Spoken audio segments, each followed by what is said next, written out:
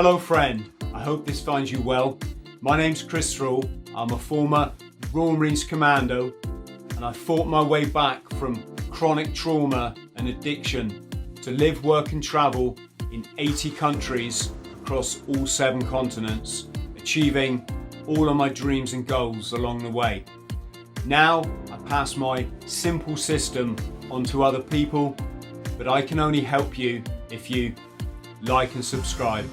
So please do so, because you get one life, and if you live it right, one is enough.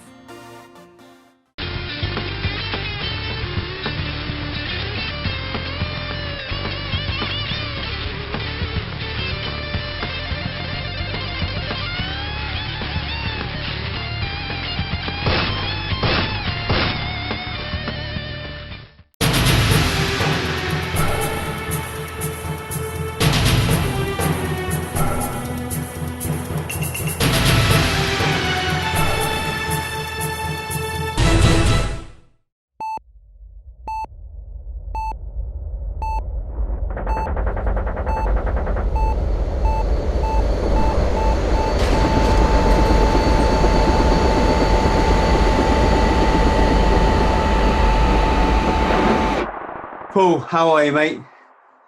I'm very good. Good. The apocalypse is treating me well.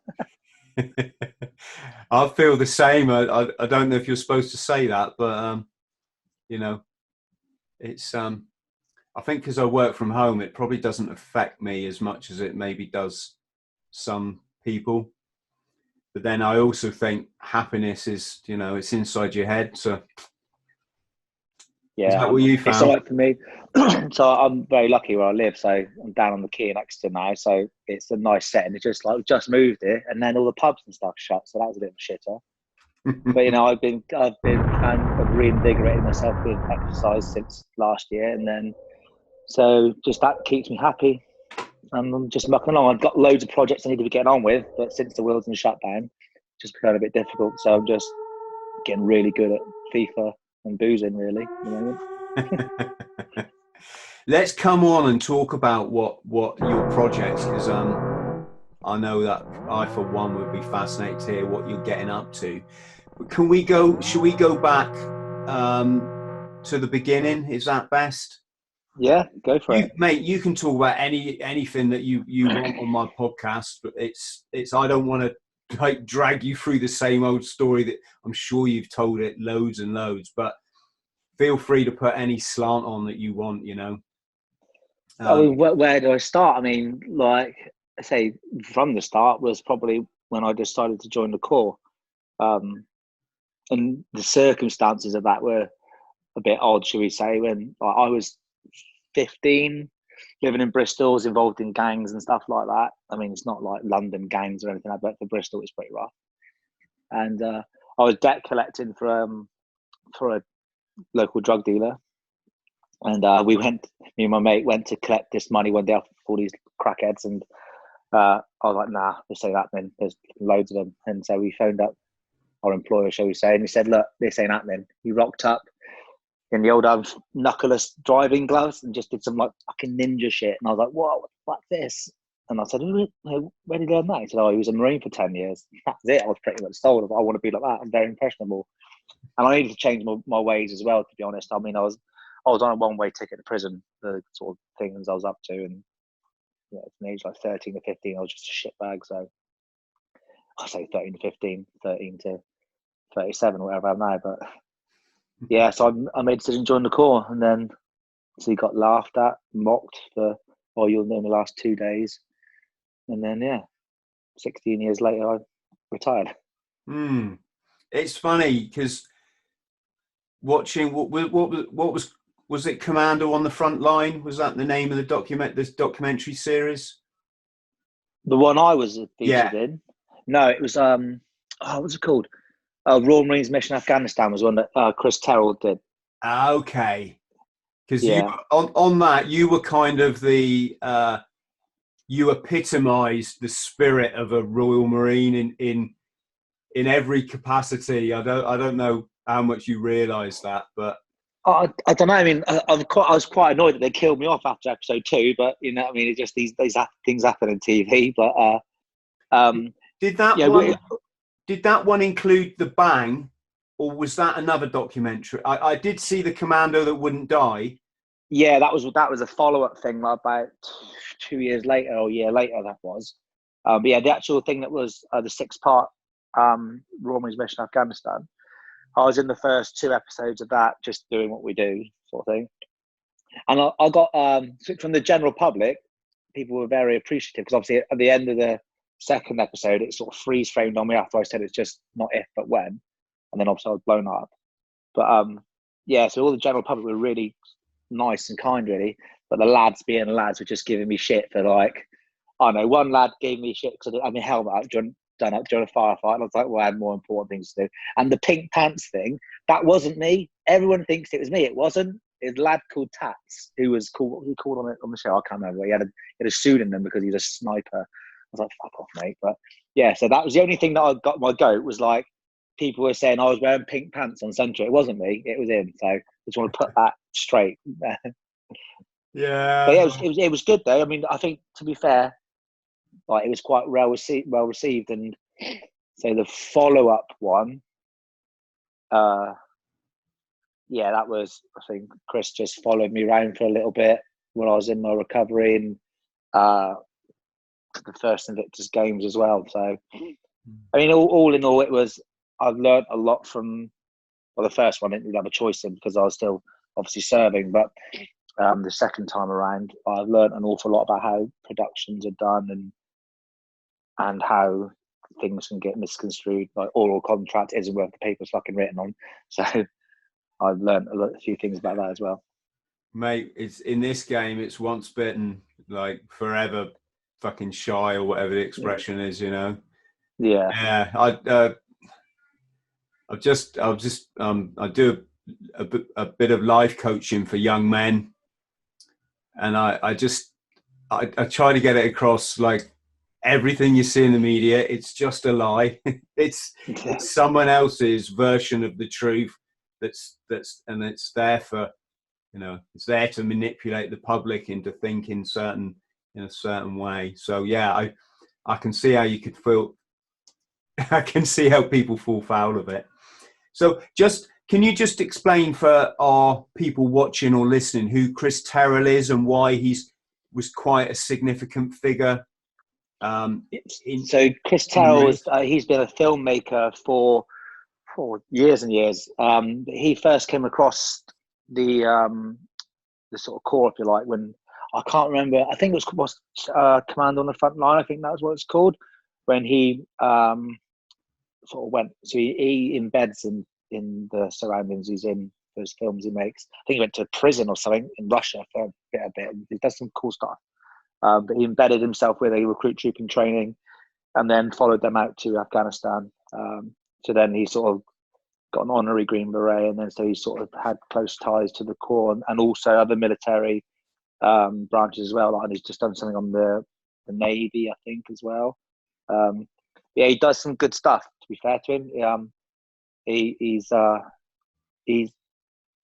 very good at what he does. Yeah. He went through training at 55 and filmed that himself. Was it. Yeah, 55-year-old commanders. Fuck that. You know what I mean? Not for me. I'm not sure, because like for my 50th birthday, I'm sorry people listening if you've heard this before, but I did a quadruple Ironman. So I did 4 Ironmen back to back, you know, in one go. And there was a point to this story, but no. And I know I did 8 weeks training for it. I did a triathlon 8 weeks before that, right? And I failed it. I didn't fail. I came last. Yeah. I came last in my first ever triathlon. It was an Olympic distance, and I was third to last out the swim. Everyone that hadn't overtaken me overtook me on a bike, and then they tried to stop me doing the run because I was so slow, right? So I thought, all right, I know what to do. It's my birthday, my 50th in 8 weeks' time. I'll do 4 Ironmen back to back. And I just want to show people, you know, your mind is everything. It's your mind, Yeah. your mind and your body work together.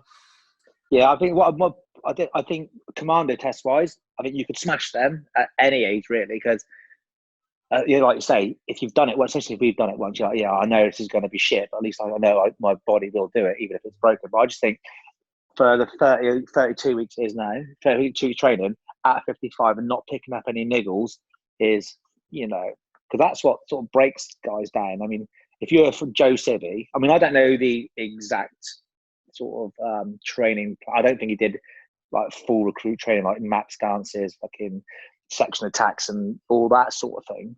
But I think the phys stuff he'd done.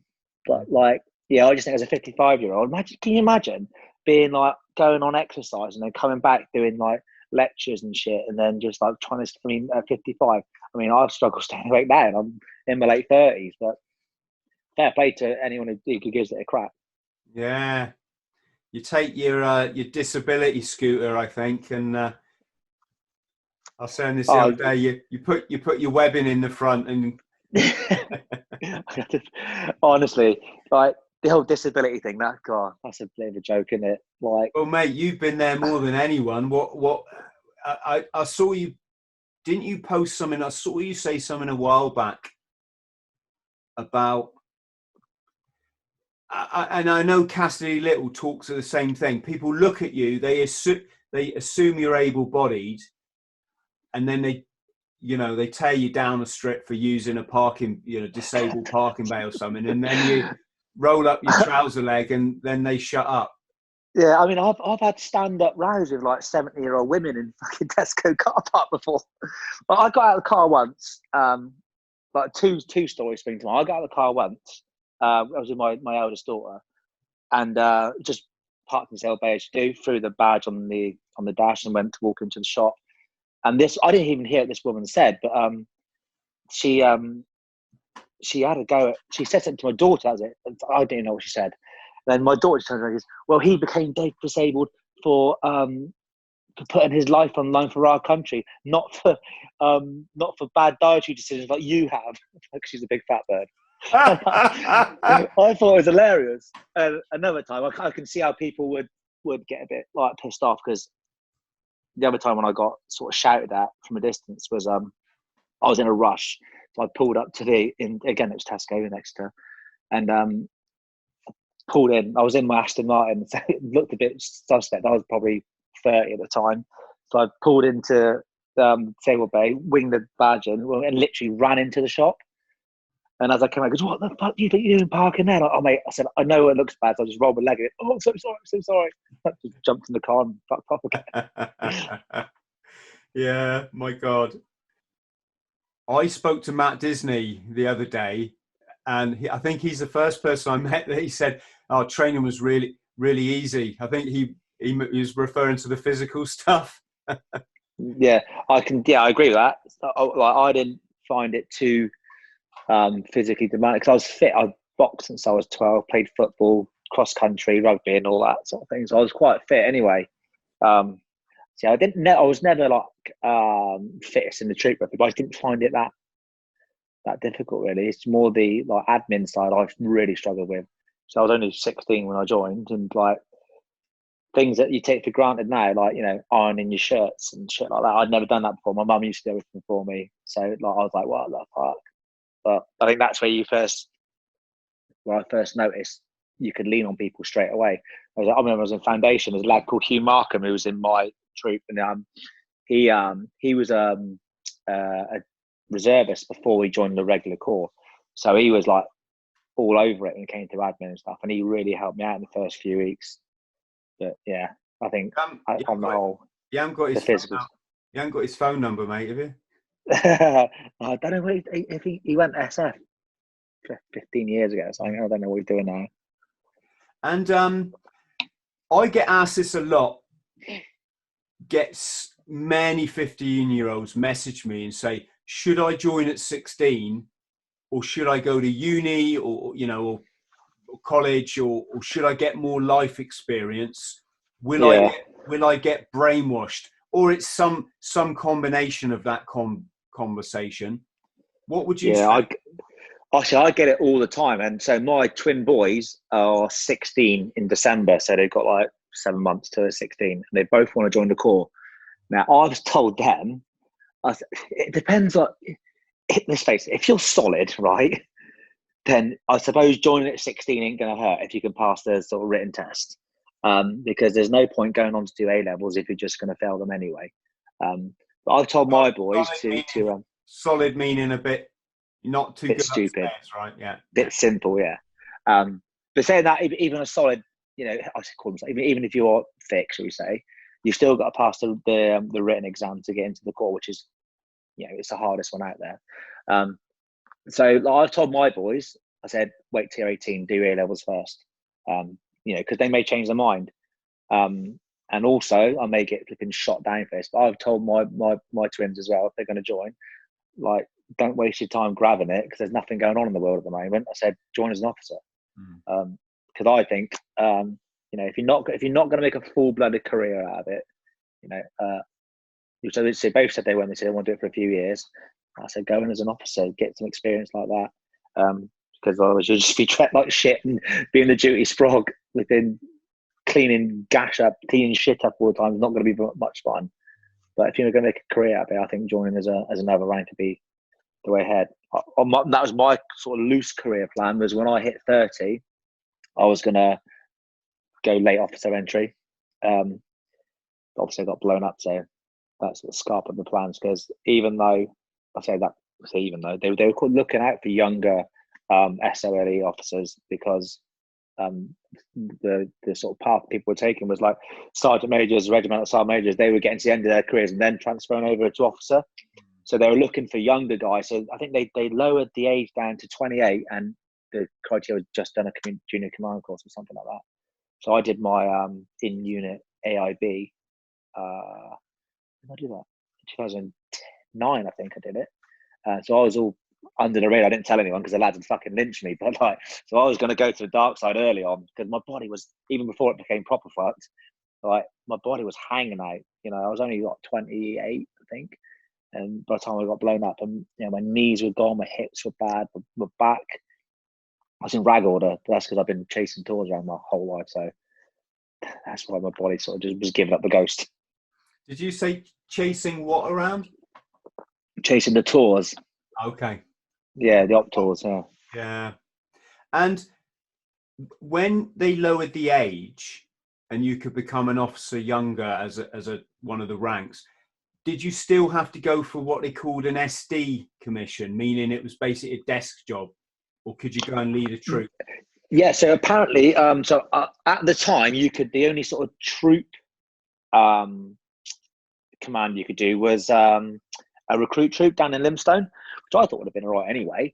But they were mainly like the motor transport department, the quartermaster stores, and all. They were pretty shit jobs, to be fair.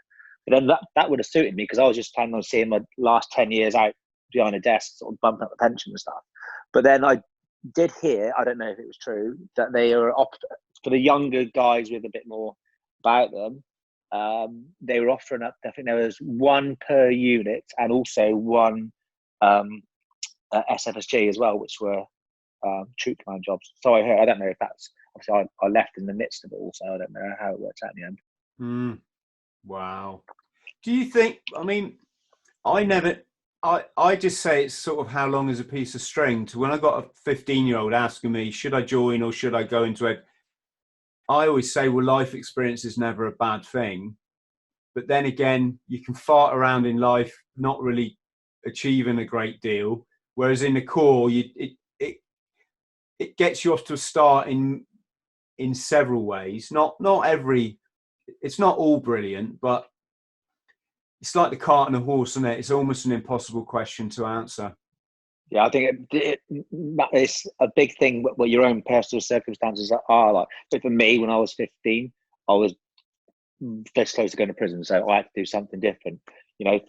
There are other people like you'll know. You get people from all over the Commonwealth joining the Corps, and like one lad in my recruit troop, John Hawkshaw, he was 32 and was an investment banker in the city. He just chinned it all off to join the Corps. There was even while I was an instructor down in Limestone, there was a recruit in training who worked on the the Large Hadron Collider, whatever it's called, in CERN. He was like some like Gucci flipping professor, like doing like gnarly stuff.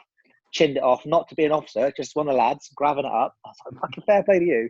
It's just some people it appeals to at different stages of their life, you know. I think for a 15-year-old, it is a big decision to make. Did you? I mean, you look the part, Paul. You certainly were. You were like my type Marine, someone that gets in and smashes it up a bit when the need be. Because I'm going to say this, people might not want to hear it, but I remember when things went bang in Northern Ireland, some people just went to rat shit, you know. They just, it's just like they, you could see them panicking but you seem like you was on top of the job. Did you feel like you had your own mind during your time in the Marines? Did you always feel like your own person? 100%. That's why, like, do you know, I've sold my property out in the country, sort of thing, and I was going through stuff the other day, cleaning out the stables, and I found one of my old reports, Raw's report, and like the things I used to get on my reports are always the same. It was like, break glass in time of war was one of the comments I had, and even though his camp life isn't the best, you know, he's exemplary when he's in the field, because I think we all can fall foul of like camp life, you know, when you're on base, just like dicking around. And but I used to love it though. I used to fucking love it being away and like doing the thing you train for. But I definitely have my own mind. That's why I got in a bit of shit sometimes, because I as you have to, being in a position of command, you got to make decisions straight away, and then you have to not second guess yourself and go straight through with it to the best of your ability, 110% maximum violence, and then sort of, you know, do a battle damage assessment afterwards. Think, right, was that a good idea? Usually it was. You know, and you say like, you think about Northern Ireland. I remember when I see you had Ben Williams on the other day, when they were all like, we just got into theatre. They go, I can't wait to get into contact. I'm like, lads, be fucking careful what you wish for. I say, because it's not all sunshine and roses. And then the first time we, I think it's about a week later actually, the first time we got in contact, oh my God, they were fucking litter, all of them. So I was like firing away and then going around, literally kicking them up the arse, saying, come on, there's actually a video of it somewhere. I said something like, stop fucking around and get scrapping. You know, as I'm kicking the fucking GPMG guy to get his shit sorted. But yeah, but then after that, I think it's that sort of fuck. Obviously, because it is terrifying to an extent. But then it's sort of, you get used to it, and then weirdly, some of us like it until it goes wrong. But then, you know, as you'll know, it goes disastrously wrong, and it's all right. Yeah, let's all have a laugh. We've all been shooting people, but then afterwards, it can be fucking awful. Yes, this is the dilemma, isn't it? That it's the paradox, rather, isn't it? It's the paradox.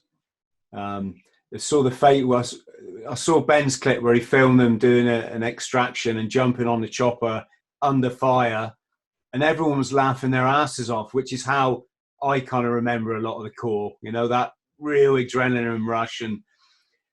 But of course, if someone gets winged and they're lying there dying, it's the complete opposite of this extremely fun life to extreme tragedy. Yeah, I mean, you're on that complete knife edge, and that knife edge there is like fucking absolute bliss. But then if you fall off, like it can be, yeah, devastating. And the worst thing is when shit does go south. There's no time to sort of grieve or think why. Bang, straight away you're at it again. You're doing something else the next day or even a couple of hours afterwards. And I think that's where you become like a pressure cooker, and it all builds up because you don't have time to deal with the shit half the time. And I think that's why a lot of lads are falling foul of mental health issues, because in theatre you don't get the time to process it. And yeah, I think that's why a lot of a lot of people seem to turn south, especially that's why I had a turn, because like when so we'll probably jump all over the place, but whatever, we'll roll with it. So like when I was blown up, I was with my lads. When I was in hospital, I was with my lads. When I was in rehab, I was with my lads. Because there was 6 of us involved in the blast, and so I was always sort of looking out for them, making sure I was like head and shoulders, back straight, fucking trying to sort of guide them, set an example. Let's get through this, we can do it, sort of thing. But then all the while, I wasn't dealing with my own shit, and that came back to bite me in the ass, later on. But Paul, let's just take this moment then for our oppos across all the services that are struggling. If you're watching this now, what advice are we giving them? I'm no mental health expert whatsoever. The first thing I would say is go and see a doctor. So I've been lucky or unlucky enough to have 2 bouts of mental health illnesses, if you like. First one was in 2006 when it wasn't. So someone incident in 2003, but I got seen for it in 2006 when things were going fucking pretty bad. And so I went to down to HMS Drake, which was where the old head shrinkers were down there, and I had EMDR therapy. Don't know if you've heard of it. Yeah, it's called with this the lights or fingers. That worked an absolute fucking treat for me. Doesn't for everybody, but then so I sort of and that genuinely fixed me completely. So I then took a vested interest in the sort of mental health side of things. So I went on an NLP course, ALP.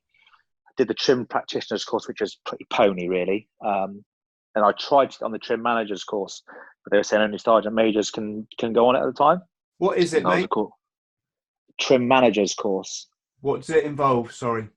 Trauma risk management managers course. So that was more for your sergeant majors. And I said, look, I've been through this sort of thing. I'm not saying I can fix it, but I'm on the at the coal front as well. So I can ping the lads who are sort of maybe going to be struggling, and then sort of not tell them, just steer them in the direction they need to go. Because they're not going to go up to a sergeant major and go, oh, so I'm fucking hanging out, being a corporal may be more approachable, but yeah, that it is what it is. So I took a vested interest in it, and then because it also, like, I suppose it's the way my brain works is like, because I studied it and understood how these things happen, I could then deal with my own stuff a bit better. That's, I think, why I lasted so long before my next mental health breakdown, was because I knew what was going on, so I could sort of half combat against it. But then, as these things do, they become too much sometimes, and then that's when bad shit happens. Did you hit the bottle at all?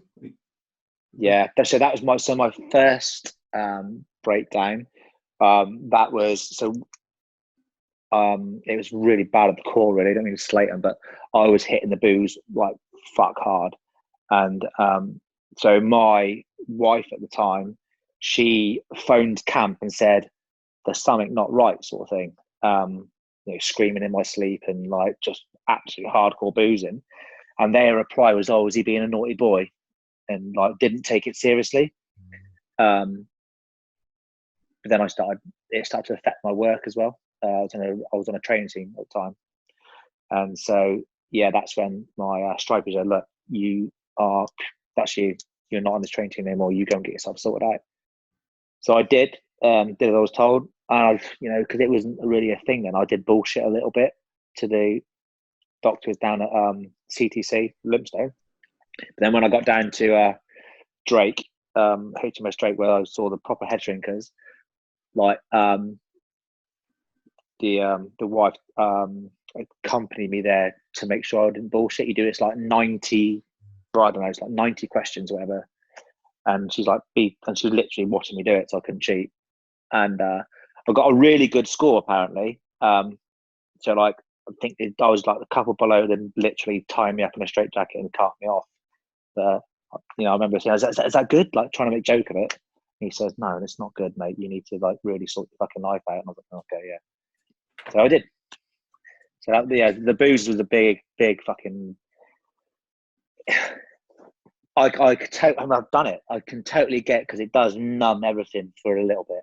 but then it comes back worse, and then it's just a ever going on cycle. It's fucking horrendous. Yeah, booze fucks your sleep up, and it just gives you this underlying depression as you go about your day, and you're never going to sort shit out when your mental health ain't right. And so yeah, so what we're saying to struggling veterans, if you're listening, Doctor, lay off, thing. yeah, lay off the booze. If you can't go and get help for it, speak to someone like myself, and reach out, isn't it? You know, and if you don't get the answers you need from the first person you reach out to somebody else, because not everyone's going to understand the mindset of a former serviceman. Because and it's not always the best mates as well. You reach out to them. I've got like real close mates. I've got a couple I count on my hand. I've got real close mates from the Corps, and it's not necessarily them you need to go to. Sometimes it might just be a random, you know, because they impartial, if you like. You know, not a random you don't know, but I mean, it can be anything. But yeah, the first thing is you've got to tell somebody about it, because it will eat you up and it will fucking spit you out the other side. Yeah. Let's talk then, Paul. How did you win your MC, which is quite... Funnily enough, it was what you're on about with Ben. Yeah. So mine was broken down into two parts, because we went on a lot for 2 days, and I get the days mixed up. You won the M first, and then you got the C a bit later. I think so. Well, basically, I told everyone else, I said, get down the G10 office to see the TQ, because he's dishing out MCs. I think that's how I got mine. But I actually, when I found out, because I remember I was in recovery at Hasler Company down in Plymouth, the rehab centre down there, and my Sergeant Major Jim Morris says, right, Vicey, you need to go to see the CO at 4-2 tomorrow in like rig. I goes, I don't even own any rig. I said, what the fuck am I going to do? And he said, and I remember, I thought, fucking hell, anyway. So I went up there, and I was sat in the RSM's office with a lad called Patch Adams, and like, Patch is a bit like me and maybe a bit rough around the edges. And I said, you've been in the shit? And he went, yeah, a little bit. I said, yeah, so have I. And I thought it was there to be in the shit, and so did he. And then so they weren't saying anything. I went into the CO's office, and he said, and my OC was stood there. Oh, damn, I fucked it. I'm getting done for something now. And then so then my OC read out my citation, and I was like, fucking hell. And I stopped. I said, this isn't a sympathy gong, is it? Because if it is, you can ram it. I'm not interested. And he said, no, this was written far way before you got injured, sort of thing. And I was like, oh, fucking hell. And then Patch was there to get an MID as well. So it was actually a good day. But yeah, that was totally digressing. But what I actually got it for was, there were 2 days. We did 2 jobs in 2 days. The first was, unfortunately, as a lad, Dean Mead was killed on this job, where obviously we landed in 2 different sticks, 2 different targets. We had a big, massive target, which is an ID factory.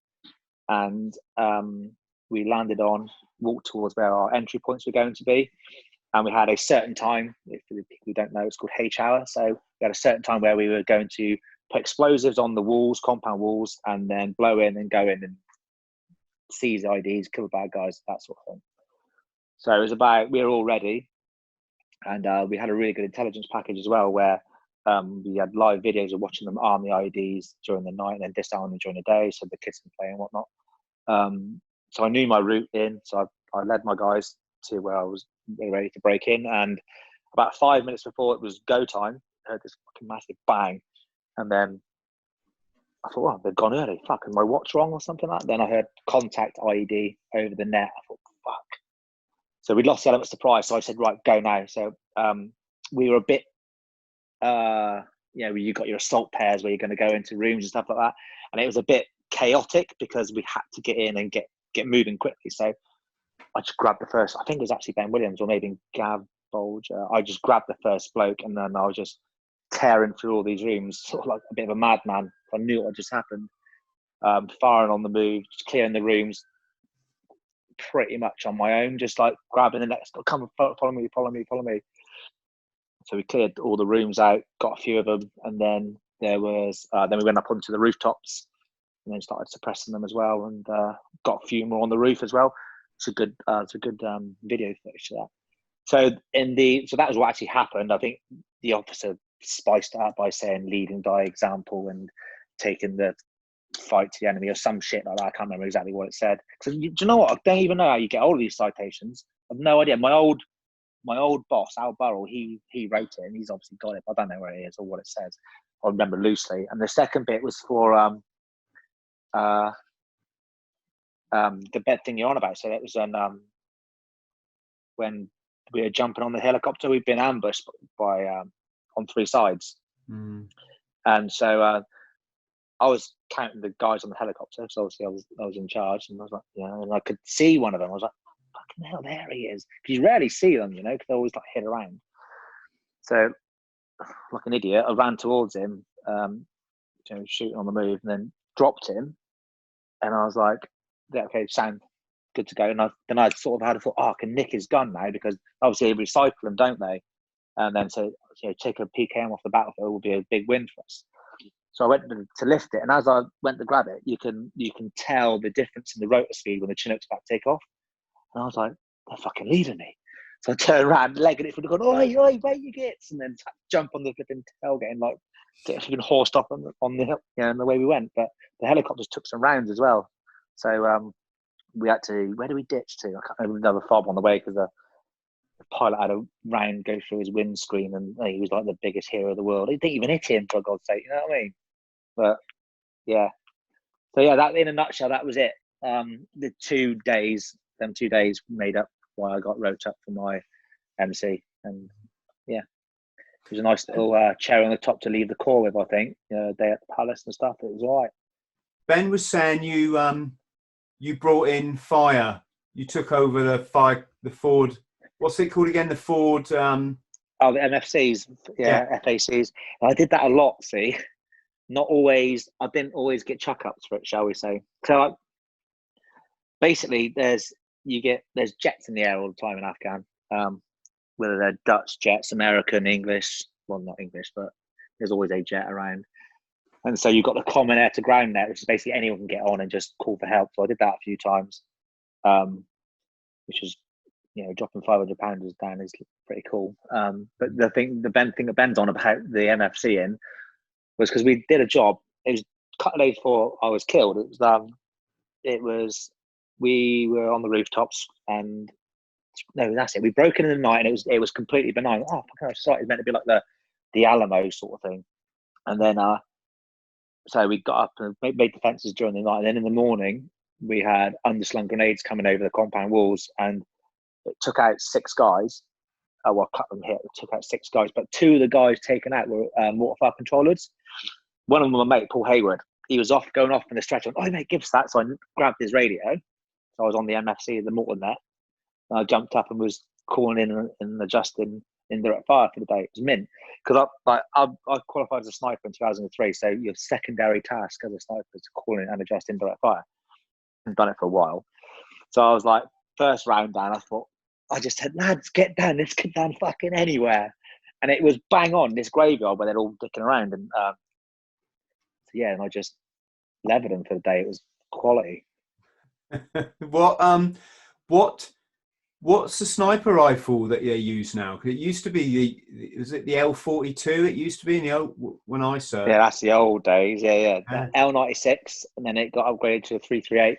You got the AW50 as well. Nowadays, I have no idea. I mean, I'm at the loop a bit. But one thing on that, so one of the lads, one of the other waterfire controllers, God, is a good mate of mine. Apparently, I was the second highest firing MFC on that tour. From that day, absolutely rinsed it. So for people listening, MFC is mortar fire controller. If you're if you're my military analogies. So what Paul's saying is, although it wasn't specifically his role, he's obviously trained to do it as a corporal, and he's on the radio bringing down either fire from the aircraft or from a mortar troop, or 81mm mortar line. They were. I think it's three barrels, I think, per troop. How far away can they be? Is that quite some distance, or is? Cool, you're telling me. I think it's 5, 6, 7, 5. So I'm going to get rinsed now by the lads. I think that's the range of an 81 mortar, 5, 6, 7, 5. Yeah. I don't know. I'm obviously out of the game for a long time now. Kilometres, yeah? 5,675 meters or 5,975. Okay. I don't know. No. It does, mate. You're not. I don't remember. I mean, Yeah, I hardly remember any of the technical stuff. I'm just wondering, are we talking like, 30 miles or something like the gunners, or No. is it Yeah, really 105 guns, 17K, I think. 17K? Yeah, Yeah. bloody hell. I may be completely making that up, I say, because it's like I've been outside for 5 years now, I think. So next to Ben, I don't think many people will have heard firsthand what it's like to walk into an IED. Are we all right to talk about that? Yeah, yeah.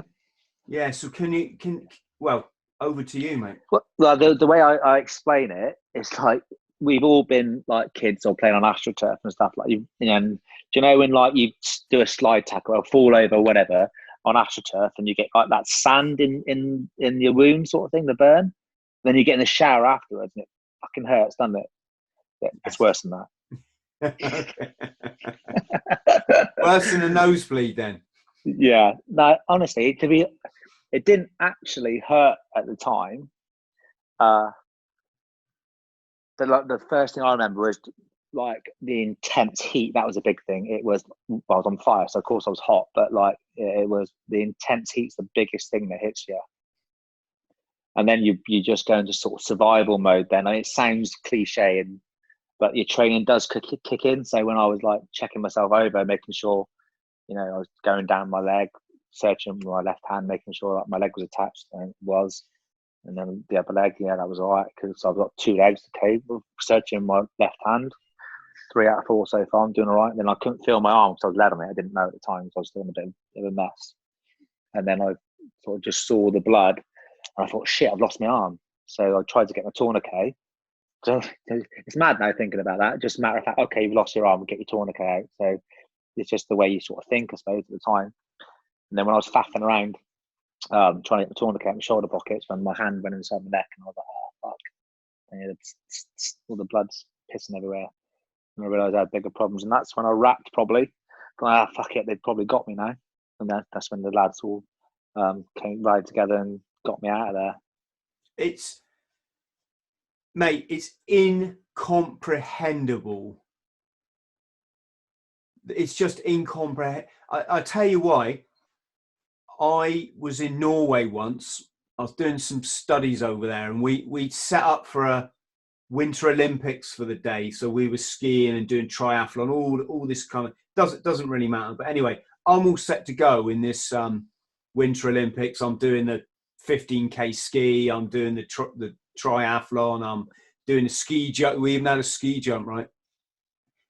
That morning, I slipped sideways on a sheet of black ice that had formed in the doorway of our accommodation. And yeah, it's that ear there. I went sideways into the door jamb and it split my ear, right? Now, compared to what you went through, we're talking, this is about, I don't know, 6 or 7 millimeter. It just split the top of my ear, right?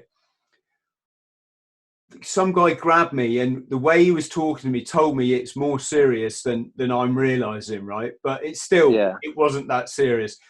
When I looked in the mirror and I saw that my actual physical body had it had come apart. Yeah. I just felt this wave of, it wasn't nausea. I didn't feel sick or nothing, but I just felt fucking queasy as fuck, right? Yeah. And in that instant, as the shock set in, sounds funny, I slipped in a doorway, but I smacked my head so hard it split my ear. And as the sort of shock came in that split second, I thought, I don't want to do this Winter Olympics today. It was like, fuck that, just it's the way the mind reacts, it just immediately wants to think about the now, fuck everything else. Fight or flight, isn't it? That's what it is. Yeah. I was down to. That was a time, they actually super glued my ear back together, which is what they invented for Vietnam, wasn't it? Super glue. Yeah. So the troops back together in the field. What you went through,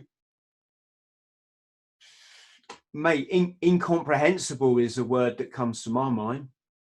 Yeah, I mean, my main effort for that whole process was stay awake, because and I remember I was moving. I thought I was having like a little rave or something, but I just thought you've got to stay awake. If you go to sleep, you're never waking up. So I was just trying to stay awake. That's my main focus: stay awake, stay awake, stay awake. And then like on the helicopter, I knew as soon as I made it onto the helicopter, I would, in theory, be okay. But the thing when the bomb went off, I was obviously the commander. So my radio was now just a flipping bag of springs. It was smashed to pieces. The blast wave had knocked all the crypto fill out of the other radio. So what crypto fill is, people don't know, is your radios are encrypted with this stuff. Should we say? I'm not a signalist, I don't know. So then you can talk to each other. So it's encrypted, so people can't listen in. So when that gets taken off, the radios are pretty much useless. So the blast wave had actually dropped the crypto fill out of the radios, the other radio in the section. So we had to rely on the personal radios to get help from the base we just left. So we were relaying through to them, so we couldn't call for help for the helicopter to come in. So it took a bit longer than sort of we would want, but yeah, it was one of the best day of the office. You must have envisaged getting blown up. You know, what was it? You know, what's it like if I get blown up? Was it anything like what you envisaged? I don't know, because I've seen lads in front of me being blown up before, so I had a rough idea of what it would be like. But in all honesty, I think because your body just completely goes into survival mode, shuts down, just keeps basically this little bit working, you know, you don't feel the pain at the time. You know, the initial a little scream, and then your body goes, right, we need to protect ourselves, man. And your body's an amazing thing. So you just shut down. The main thing, I thought it would hurt a lot more than what it actually did. The initial pain was like, oh my fucking God. But then it just literally went, because I think it depends what sort of state you're in. I was in a pretty bad way. So I think my body went into complete shutdown, survival mode. But I don't recommend it, to be honest with you. It definitely stings. Yeah, I won't be doing that this afternoon. Don't worry. Like I get like my girlfriend Megan. She's got me on her phone as Big Cheese, because I look like a piece of cheese because I've got holes all over me, like I'm covered in them. And what was the setup then when you walked into it? Ben talked me through it, but for people that didn't see Ben's podcast, which I recommend you watch, that was fascinating. He said you were like walking along a wall, and he reckoned the device was in the wall. Yeah, so we were. It was like I don't know, probably a 5 meter wide sort of road into the main village centre, and either side there was a compound on the left, a big long compound going all the way up to the village centre. About 200 meters to our front was the village centre where we're heading, and along the right hand side was a sort of 2 meter, no, not even 2 meters, probably a meter and a half high wall that was running alongside with a field the other side of it. You know, and we were walking along, and I was number 4 on the patrol. So we had the point man, dog handler, Jordan in front of me, and then I was number 4. So they all walked past, and it was, looking back now, I can still see it in my mind's eye pretty clearly. It was an oil drum that was buried into the bottom of the wall, and just it was poking out. It was quite clear, it's flushed with the wall. It was just an oil drum. It's clear as day. You could see it with some bracken placed in front of it as some like real crap effort at camouflaging it. And as soon as I saw it, I was like, yeah, I know what that is. And like, I've told this story before, but like, you know, people say when they've been in car crash and stuff, they say like time slows down. Well, we all know that's impossible, but what I think happens is you have so many thoughts firing through your head at one time that it gives you the perception of time slowing down, because you've never thought that quick before in your life. So like from seeing it to turning and running, quarter of a second, maybe half a second. But in that time, I saw the device. I looked into the field behind it, saw 2 guys hunkered down, and I just knew, I thought, right, that's a command wire ID. Those are the trigger men. Turn, run, shout to Luke behind me, run. And you know, in that split second, I pieced all that together, and it was all in slow motion. And then bang, off it went, and then I was shot like an arrow into the wall, the other side, into the compound next to me, and then that's when it all started going downhill from there. And when you got on the, well, first off, what's it like when you get on a chopper in Afghanistan? Are you, I guess there's a kind of sense of relief, right? We're on our way back to the FOB, the what's that? The forward observation Forward operating base. Yeah. There's that kind of, well, we finished work for the day, which must be a nice feeling. But are you thinking, let's not get hit now, let's not get an RPG, let's not get some rounds coming through the chopper? I mean, to be fair, like once you're on the helicopter, you literally just, that's me, I'm done. See you later. But then, because obviously they've got their mini guns either side, and they've got a tail gun as well, so they should be able to look after you. So yeah, when it's nice feeling when you get on a helicopter, especially if you've had a tough day. It's like, thank God, yeah, let's just get back and sort of decompress a little bit. But this time you're getting on, and obviously you're a bit broken up. Are you thinking, I just put a plaster on it and I'll be back out with the lads tomorrow, or were you? No, I mean, the last thing I remember was obviously I was led in the field on the stretcher, and I was like literally about to sort of cop it again, and I remember the exhaust on my neck behind me, so it flew over my head and landed behind me. I could feel it at the back of my neck, and I was like, yes, thank God! Like if I get on this helicopter, I'll cracked it. And as I was getting put on, I remember a guy in a flight helmet, and I thought he stuck a hose pipe down my neck, but it was one of those little airways, you know. And that was the last thing I remember. And then that was it. I was out. So that was my aim, to get on the helicopter, stay awake and get on the helicopter and get taken care of by professionals, not just the lads cuffing it, see if they could keep me alive.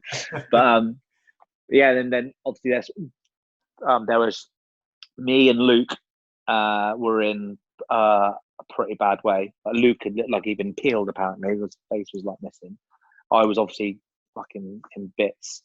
And the other lads on the helicopters were all smashed up, broken legs, like chest injuries, arms all smashed up. Ben and Gav and Spence were completely awake. So they were watching the carnage unfold in front of them, sort of thing. That's when I had the old defibs and stuff on me, and trying to get me back after I'd stacked it again. But the lads are jack as well, so this all sounds like doom and gloom. But like, so we're obviously on the helicopter. I think they carry about 7 litres of blood or something like that. And in all, I had how many? I think I had 28 units. I think that's 14 litres. So because I had all the blood and other lads needed it, they crated me. So I had to buy them a crate of beer because I was being Jack because I scrammed all the blood. Like, what wankers? Jack, for our friends, is selfish. Yeah, Jack bastard. Being selfish. Yeah. Yeah. Well, at least when you got back to the FOB, well, I guess you didn't go back to the FOB, but by this time, back to Bastion. Had somebody grab your pit?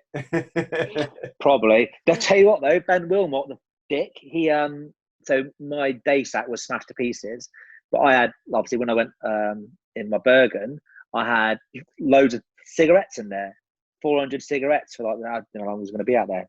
So Ben Wilmot snaffled all them, the wanker. Wasn't that the chap on the TV programme? Ben Wilmot, is he a black lad? No. He's was a Welsh lad. Okay. Yeah. Okay, they have had a Ben Wilmot in touch with me recently. So, anyway. So when you next regained consciousness, were you back in the UK or were you still over there? Back in the UK, yeah. Is that because they put you into a coma, or was that just you were just out? Yeah, I think so. I was in a medical induced coma. I'm not too sure, to be completely honest with you. I came to a little bit when I came out of the ambulance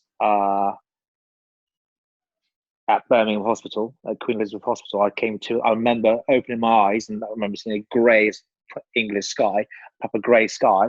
And I remember it was burning my eyeballs because it was just too bright. And then I went back again. And then A couple of days later, I came to again. But the interesting thing was, from point of wounding to being on the operating table in Birmingham, it was 20 hours, which is phenomenal. You can't get back on R&R that quick. But yeah, I mean, it's a mass, like when you sort of strip it all back, look at the amount of people involved in that process of getting me and the guys home. It is staggering. I mean, as bootlegs and Marines, we give the, other cap badges a lot of shit, and rightly so sometimes. But, what a team effort. It's phenomenal.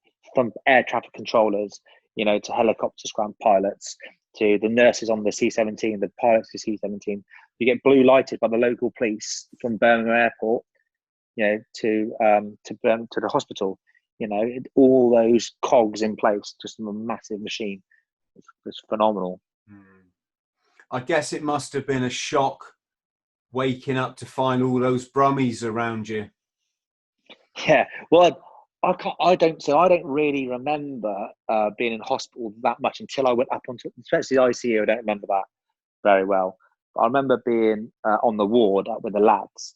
But yeah, God, because there's a civvy hospital, isn't it? Right, so civilians in this hospital, and God, there was this one woman on the ward who was a fruitcake, and she should do my head in a lot. So I just fired into her and just give her neat shit and just told her that I'd be quite mean to her, to be honest, but it was all entertaining for the lads and stuff. But I got in shit, as I usually do as well, because I was all smashed up on one side, well, both sides, my brain damage, my right side didn't work, and obviously my left leg was smashed to pieces. So my only thing that worked properly was my left arm, but it was all really heavily bandaged with holes in it. So they couldn't give me a one-handed wheelchair because there's another lad on the ward who needed it more, triple amputee spider. So they had the old shower chairs with the wheels on it. So my right leg was the only thing that was sort of working. Left leg at the time. So I would be going backwards, and there's a big arc, the wards. So I'd be dragging it around there to all the lads' rooms and stuff. The nurse going, "Paul, get back in your bed." I go, "Fuck you!" Just whizzing around like an idiot. So how was it? Did you have a partner at this point? You did, didn't you? Yeah. And how was it for her hearing the news? I still like this. I've said this to a few people before, but I say we get like drapes and medals and like you with the lads all the time in recovery, but I still don't know if I would be able to handle that. So when it happened, one of our neighbours, so she'd been out doing something, and she came back home with the children, and the neighbour said, "The Marines have been here for you." She's like, "What?" And then as she said it, they were coming up the road. She was, "That's when they are." So she took the kids, and then they said, "Look, Paul's been involved in an incident. He's on his way back now in the aircraft. We don't know if he's going to be alive when he gets here." And she's like, "What?" So then she went bang straight to Birmingham, and I through all like the sort of shit that we've been through a few years, that must have been bloody awful. I could not imagine what that's like. Oh, it literally is the worst news you can hear in the world, isn't it? If it sounds like you're going to lose the one you love, that it doesn't get any worse than that, does it?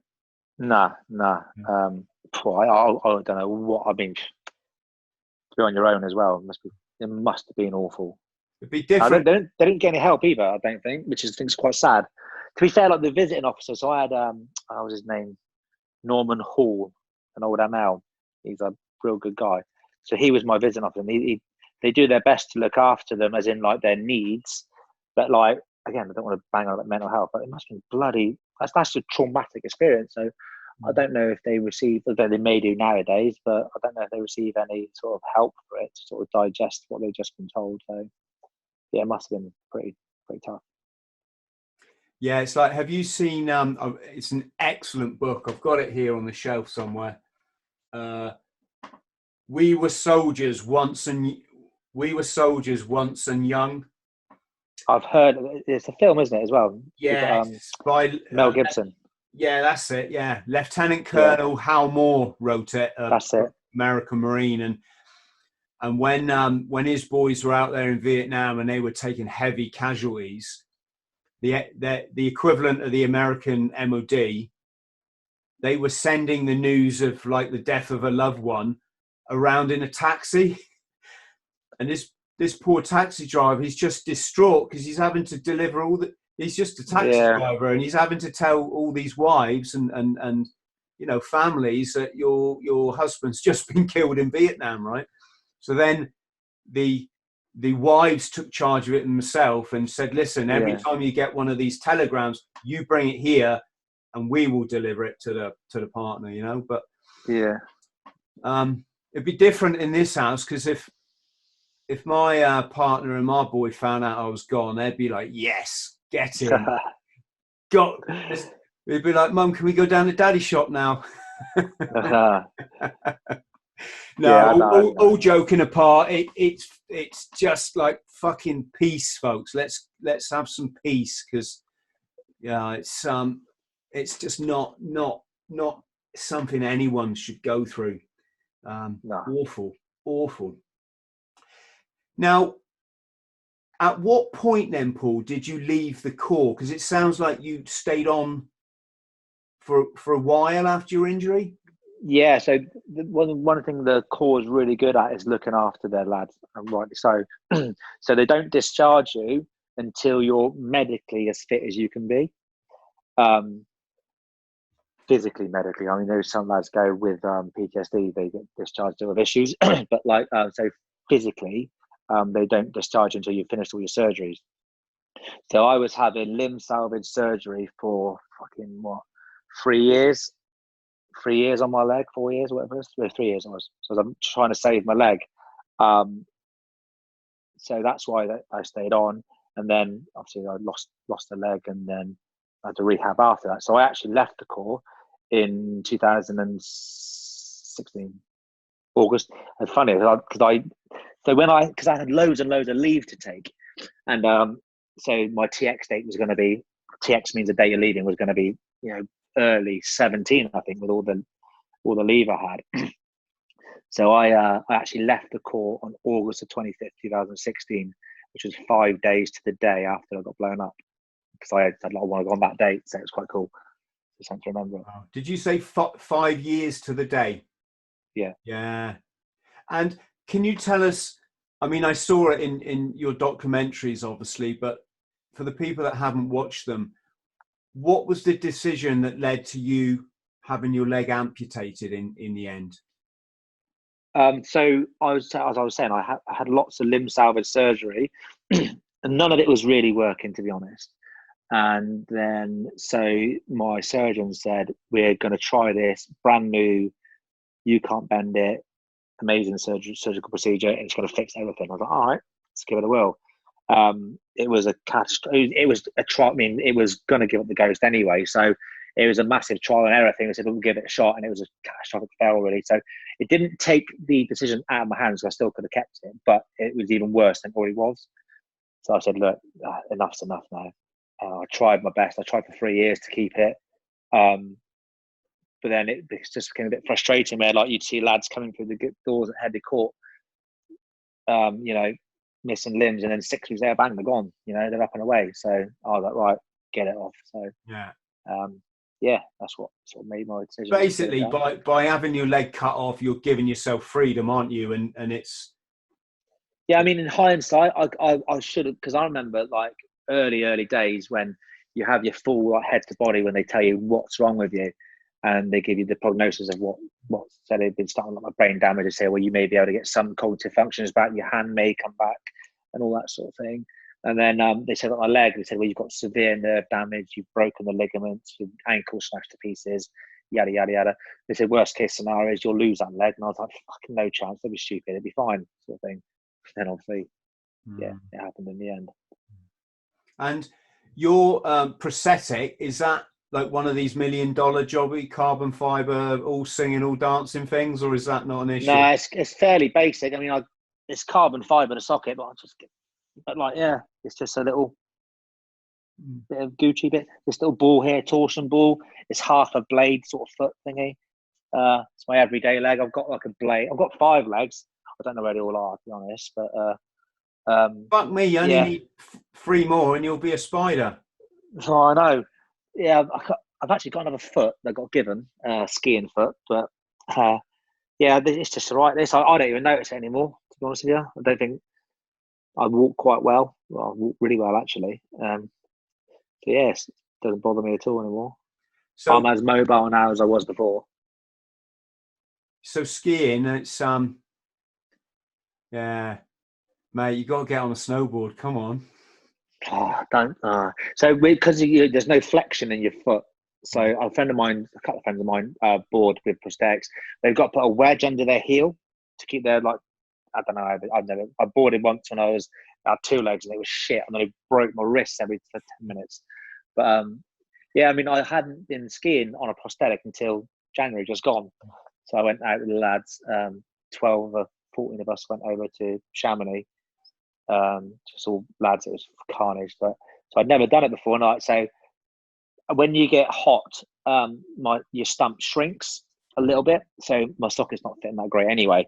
So I'd be like, it's quite hard work at it skiing. So I hadn't skied for years. I'd take it nice and steady. And I was like, I got this. And I was going away nice and steady.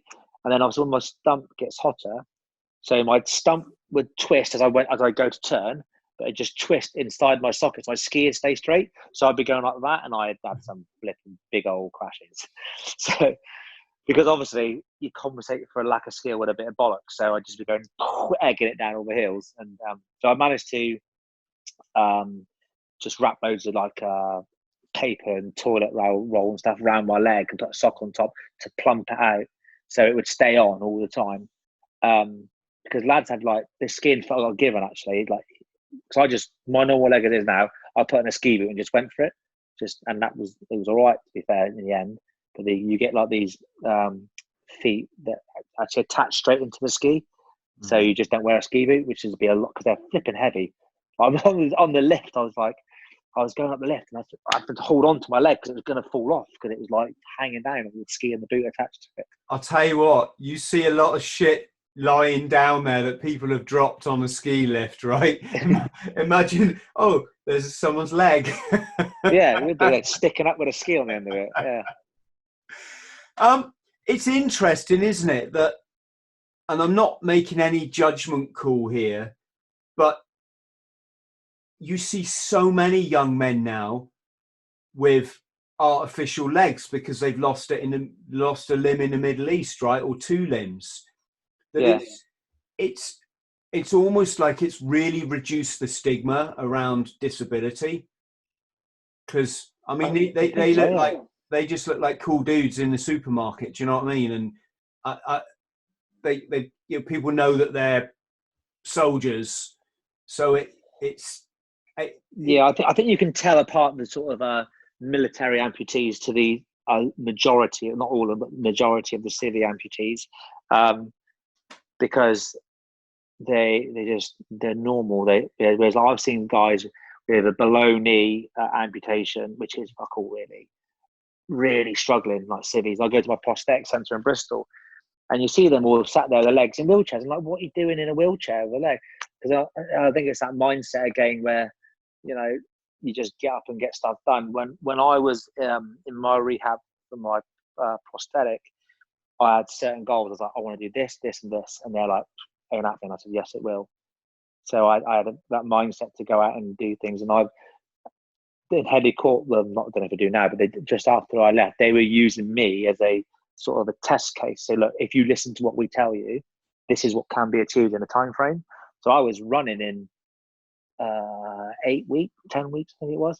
You have to pass tests and stuff to get your blade and stuff like that. I was smashed it like quickly. My rehab was quite short on my prosthetic.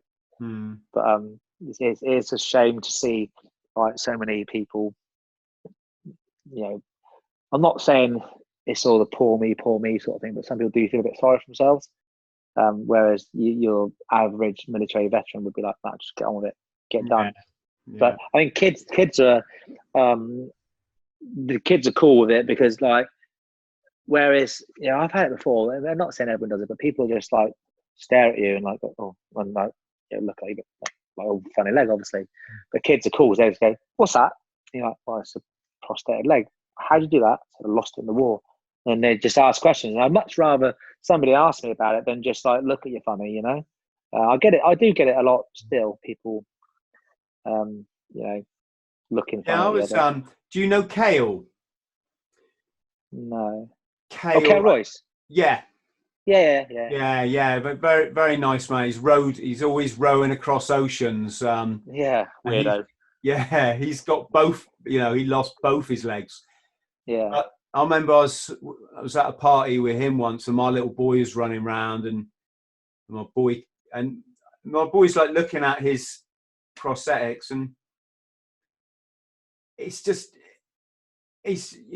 not an issue for them, is it? Do you know what I mean? He's kind of probably wondering what's that, but it's Yeah, but it's interesting because like so Herrick 9 in 2008.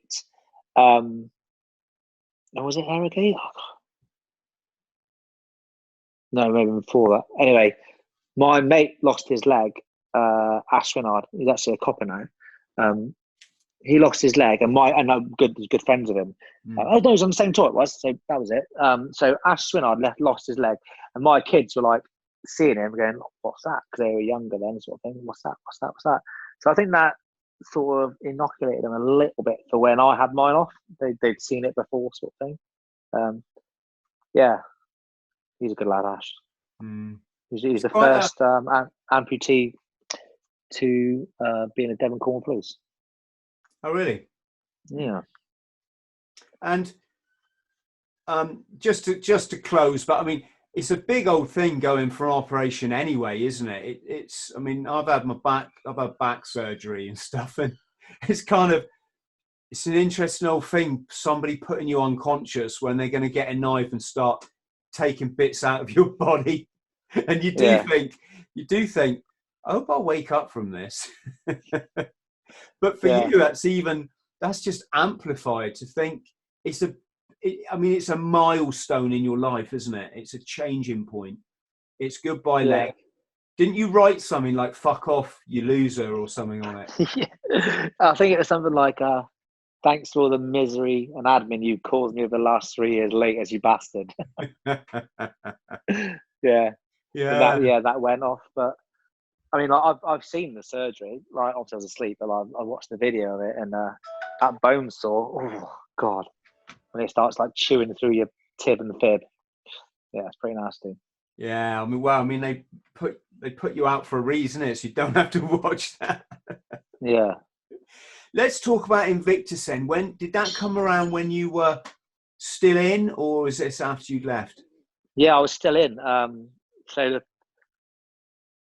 I got involved in like adaptive sport when I was at my recovery centre in Plymouth, and that was at the Warrior Games in Colorado in 2013. And I'd never done any adaptive sport in my life, so I'd give everything a go pretty much. And it was there. That was the first time I met face to face, rather. First time I met Prince Harry, and we were at this like fancy house, can't remember where it was, and we were just chatting away, and he said, "Look, we need to do this bigger and better back in the UK." I said, "Yeah, it'd be great," sort of thing. And we were chatting to all the lads and stuff, and I, typical pessimist of the British military, I thought it'd be a couple of 9x9 tents at an RAF camp or something like that. And we took over the Olympic Park, and I was fortunate enough to be sort of one of the poster children for the first Invictus Games, me and a few other lads. So I was doing a lot of the press and the media and stuff for it, and and it was a great success. I mean, I didn't do all of the games, but like, I think it was. And I spoke to guys who've done all of them now, and London was still the best for me. It was awesome. It was awesome. What's Harry like? He's saying just a normal bloke, just a normal bloke. Was all you can say about it. Like any other serviceman, he's just the same. He's exactly the same. There's no air and graces. Did you bum a ciggy off him? No, I bummed one off Ray Winston. That was a good bit. But yeah, yeah, no, he's I don't think he smokes anymore, does he? I But yeah, don't he's know. I got the impression he liked to fucking sneaky tab. yeah, I know he's just a normal bloke. Likes the booze, likes the lads. That's it. But Yeah, yeah, and he's he's just a normal you bloke. know, been through an awful lot as well, hasn't he? Fucking hell. Yeah, yeah. I mean, I'd say I'm not so much the last year or so, but yeah, I was quite close to him. To be fair, like used to chat regularly and stuff like that. I mean, I think the last time I actually saw him was at the wedding, but that was a year ago now, wasn't it? Something like Mm. that. Yeah, You, obviously he's went- you, moved on with his missus now. So, you I went mean, to his like, wedding, did you? yeah, yeah. So that was a good day. But yeah, I was just like, he's going off doing his thing now. Let him crack on. Fuck me. He's done. He's served 10 years in the military. He's like retired. He's doing his own thing. I mean, let's be honest, right? If you had a missus like his, and she goes, "I've had enough of this shit. Let's go live in my mansion in Malibu." You're like, "No, I'm all right. I'm just going to stick out in Kensington." Oh, you Yeah. fuck. You're going to go, "Okay, I'll go with you. See you later." And Yeah. then he's just, and apart from his royal titles and all that sort of stuff, like, I mean, let him do what he wants. I mean, I'm a bit like not disappointed. It's the wrong word, but a bit gutted in a way that he has to give up his role as Captain General of the Marines. But it is what it is, isn't it? So unfortunately, he couldn't keep hold of that as an honorary title because I think there's still and I think he still will do an awful lot of good for the veteran community. So he genuinely cares, like he genuinely does care, and he gets obviously lads because he's so approachable. Like lads have dripped to him. They go, well, I'm not getting this done because this, and he'd be like, what? And he'd be genuinely pissed off of it, and he would go above and beyond to sort things out for people because he's just a decent guy and he's got some clout. So yeah, he's a good dude. Paul, have you met Bear Grylls then? Yeah, once. Yeah, he I say this is all part of the Invictus thing as well. Was because Jaguar were the main sponsors, and I think they are until 2020. But not talking about Jaguar dicks, but they've obviously seen me off with race cars and stuff. But anyway, yeah. So they were building the millionth Land Rover Defender was coming off the production line. So they had not for 1 second saying I am, but they had celebrities fitting parts to it. So me, JJ Chalmers, Dave Ensign were the military contingent. We fitted a bit to it, and he rocks up in his fucking helicopter, doesn't he, with his Royal Marines hoodie on. And because he was like an honorary colonel and all that, I thought he was a dick, and I was like, I'm gonna fucking have this bloke here. But he's actually a really nice guy, so I was a bit disappointed, but also happy. So yeah, he's a nice bloke. Yeah, it's yeah, yeah, TV's hard, isn't it? The whole media world, as you well know, it's not what people think it is, and it's all so false, and there's so many shenanigans and tricks being played for the public. Mate, honestly, you see people for their true colours as well, massively. Like, so a lad who actually saved my life, Richie Pencott, he works in TV and film a lot now, and so he did the ropes for Bear Grylls for a long time, and Dave Pearson ended the boot network with him. But yeah, I mean, there are some people, especially the current crop of people involved in TV. Not all of them are my favourite people because, as well, I think bootleggers have got an inherent way of helping each other out. We have done forever. Like, I remember I had an idea that I needed help getting off the ground, and I went to a certain individual, part of the SAS, who does Wins Crew, and I've known the guy for ages. He basically just fucked me off, and I was like, "You are such a dick." But and then there's other sort of parts of the story where I've been really helped out in that sort of side thing because I said I've been burnt once before through sort of the commercial TV sort of side thing. Jason Fox has been really handy, really helpful as well about helping me get my book done. So he's put me in touch with his writer, lashed me up there, and say some people are just out to do good things for people, but in that sort of business, it's something I don't really want to be involved in. I got thrust into it a little bit, back along, but yeah, it's not something I'd want to revisit. So following the Jimmy Savile scandal isn't even the right word. Just there isn't a word to describe that fucking debacle, especially in core history. Should the Royal Marines keep giving the green beret, which for people who wonder where I'm going with this, it's an honour to wear it. It's the hardest. I can't think of the right word, but the hardest thing to earn in basic military training in the world. And for all the people to go, Spetsnaz, and it's like, no. Basic infantry training, not talking about elite special forces. And it stands for certain thing. It stands for Commando, the Commando ethos amongst many things. It stands for people that have died in battle. It stands for a lot of things. Should the MOD keep giving it to celebrities? Personally, I like you say that it represents so many things, so many people. Those who've got one, it's a very, very exclusive club. And in short, no, I don't think they should. However,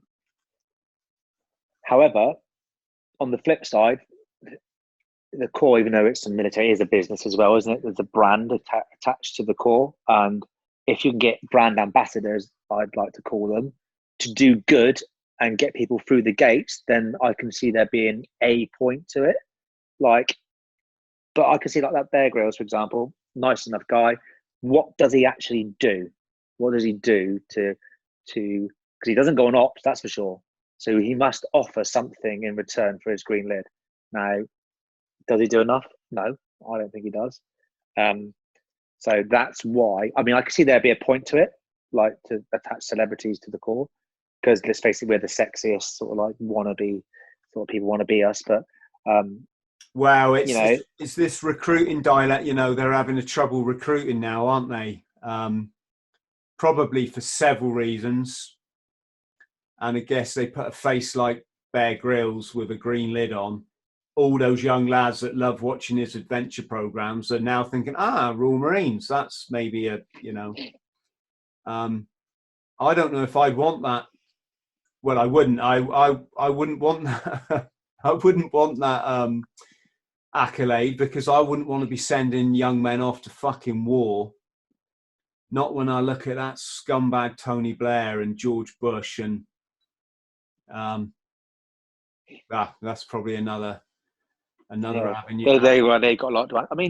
You can see it from both. Like you see from the PR and marketing sort of point of view, where then a high-profile celebrity like that would be good to drive recruitment numbers. But then you've got to think about the guys that are, who served, veterans or are serving. Like, hold on, I busted my ass to get that green beret, and you're giving it to some geezer because he's on TV. I think the current climate as well now in this pandemic highlights the fact that celebrity means toss in this day and age. There's people like the Amazon drivers and obviously the NHS go without saying, but there's a lot of people who do an awful lot of good, and just because you're a celebrity doesn't mean absolutely nothing. And I hope we got the other side of this, people sort of keep that trend going. So before we finish off, Paul, you did really well at these games, didn't you? Yeah, I think so. In 2014, I had 2 legs, and I got a gold in cycling, and in 16, I had 1 leg. So I was a brand new amputee then, and I won 7 medals at that game. I was the most successful male athlete, which was pretty good. So I always have a plan. So my plan was to do it in 16 as a new amputee, and then in 17 in Toronto, I was going to I'd be by then a fully fledged amputee, if you like. So I'd be able to see how far I could push my new body, as I call it. But then, so I did the selection for Toronto, and I smashed everybody, the cycling, swimming. I was on fire. So I actually trained. I didn't really train for anything before, but I trained really hard for it. And then when I got the knockback, I was like, "What the fuck am I going to do now?" Because it was all part of my plan to see how far I could push myself. What was the knockback actually for? Just did they tell you? No, I said I wasn't successful. And that was it. And I was like, "Fuck, what am I going to do now?" Mate. To essence, that's what it was. I think that's what it was. Basically, these chiseled, haggard good looks are not fit for Invictus anymore. But as one door closes, another one opens. So I went to an open day for Jaguar. There was a loose talk about race car driving. Like 90 blokes turned up to drive these cars around, and they ended up choosing 2 of us to be racing drivers for the next couple of years. So it's not all bad. So that's what I've been doing the last few years. So listen, yeah, it's been good. I want you to tell me about that, but I just got to tell you my little bit about you mentioned Land Rover, right? Yeah. When I was on, we've lost you for a sec. Sorry. Fuck, where have I gone? If anybody rings you, by the way, don't answer it, because last time that happened, we lost the recording. Oh, I'm going to do not disturb, actually. Bear with. There you go. Yeah, that's good. Yeah. Yeah, when I was on a ship for a year, HMS Invincible, what am I saying? Yeah, I don't know how it came about. I don't know if it was a gift to the captain from Land Rover or whether they had some like old boys network thing going on. But Land Rover managed to get the captain of Invincible to agree to put a Land Rover on the ramp. So that's the part of the flight deck where the Harriers lift off. So they parked this Land Rover up on the ramp, and it was quite a photo shot. It was Land Rover must have just been loving it. And then it came from up high, Captain, get that Land Rover down off your flight deck immediately. It was obviously a commercial publicity stunt, and I don't know how the captain got roped into it. I'm not sure if he was given the Land Rover or what it was, but yeah, Land Rover did well out of that. Yeah, I bet it did. Yeah, tell us about your driving then. That sounds like boy's own dream come true. Oh, honestly, like never been on a track, let alone in a race car in my life. I did things like skid pan, dual control, car controlled, circuit driving, go karting. There's loads of these little tests you had to do, and I did quite well. So I didn't even know what I was doing, and then was thrown into the British GT series, driving the Jaguar F-Type SVR GT4 car for the last 2 years, and it's been amazing. With great coaching. Me and Steve have done really well. We came second in the championship this year.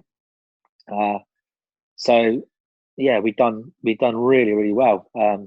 We were supposed to be racing again this year, however, there's no racing taking part, and there are bigger things afoot, shall we say, I can't really go into for the next 4 years as well. So this racing, you're on a track.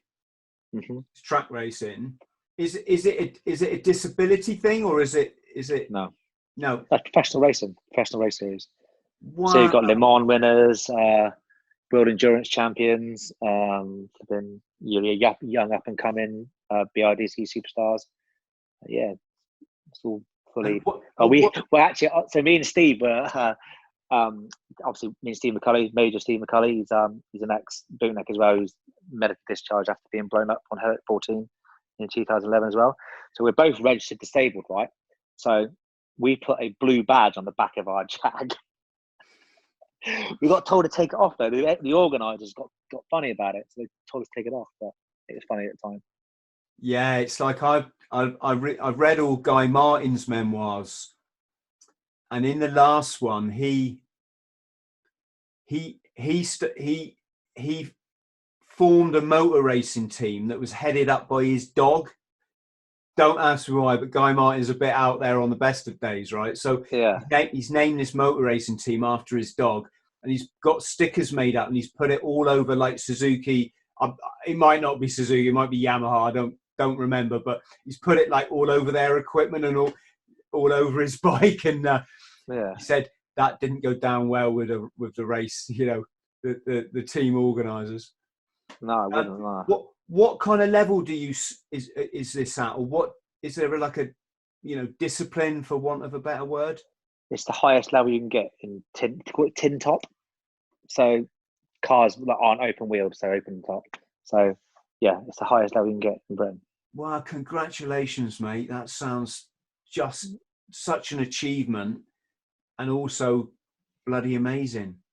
Yeah, I mean, apart from it being, let's face it, cool as fuck, it's real good fun. And especially last year, we did really well. We did really well last year. Still had because it's a brand new car that Jaguar built, and it was dogged with problems and problems and problems, especially the first year. The second year, we got on most of them out, but the biggest problem was the design flaw, really. It's just the rear suspension geometry was just out, so it was a complete handful to drive all the time. I mean, you got a 5-litre V8, and the road cars are 5-litre V8, but it's a 4-wheel drive. But for the race series, it has to be a rear-wheel drive, so it's a lot of fun. But I only had one big crash. I killed one of the cars, but yeah, that rattled the old bean can a little bit. The third turn, it's the Grand Prix circuit, turn 1 at Silverstone is a right. I went left into the concrete wall. Oh my God. Yeah.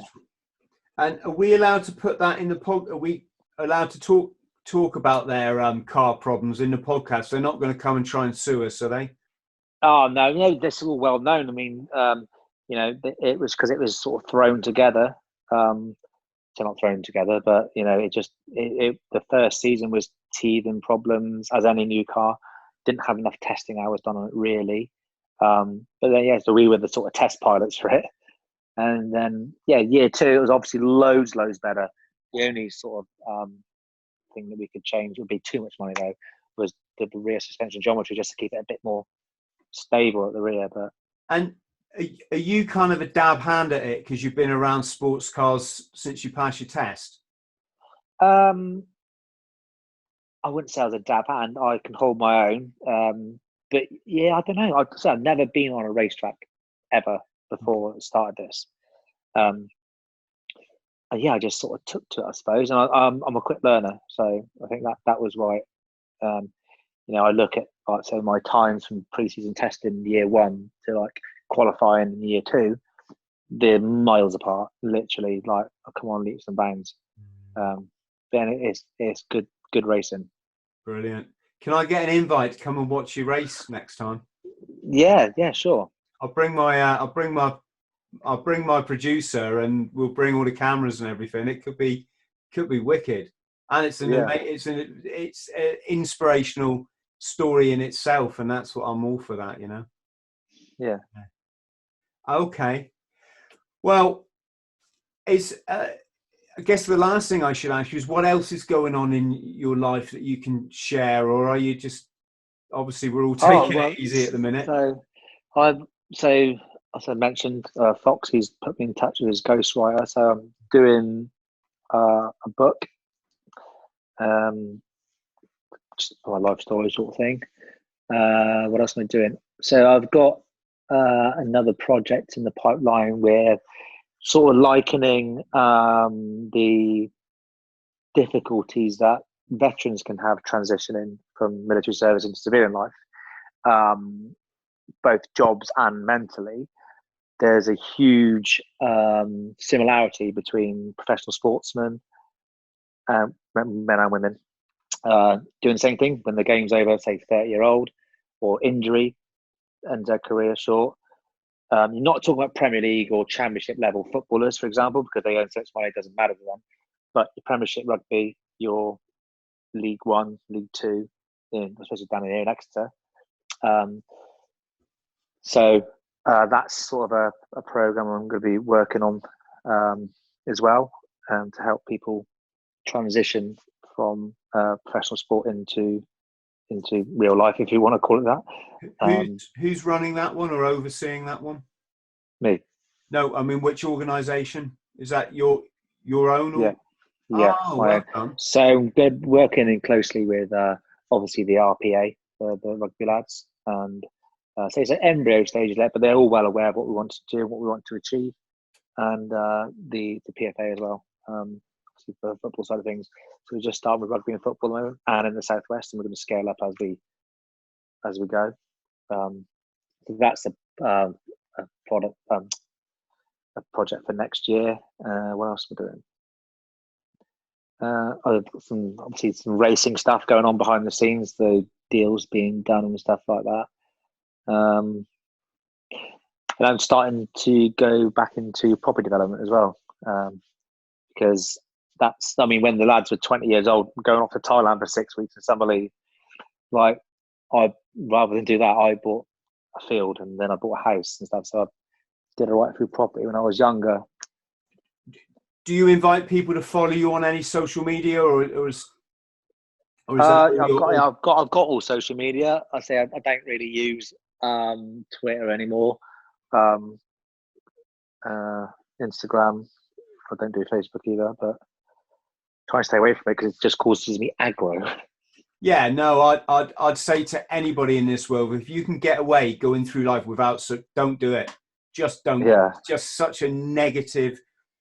You know, it's kind of different in my position because I'm always needing to sort of reach out or be reachable. Or how you can't really have an influence over people if you haven't got social media these days. But if you don't need it, I would never have it. Absolutely would never have it. It's just absolutely pants. But I'm on Twitter, on Paul Vice MC, and on, no, it's not, it's Commando Vice on Twitter and Commando 1664 on Instagram.